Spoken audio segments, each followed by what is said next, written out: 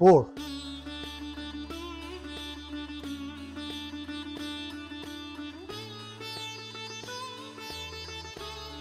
પોળ એટલે આત્મા, પોળ એટલે હૃદય. હંમેશા ધબકતું જ રહે, એ ક્યારે સૂઈ ના જાય. પોળની સંવેદનાઓ જુદી, પોળનો સહકાર જુદો, પોળનું કલ્ચર જુદું. જેણે પોળ જીવી છે ને એને આ સમગ્ર જીવન જીવ્યું છે એવું માનવાનું. પોળમાં પ્રેમ બહુ. પોળમાં તમે એકલા ના પડો.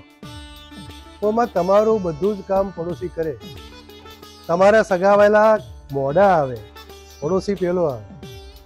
પોળમાં ઘરમાં તાળા ના હોય. પોળ સૌની.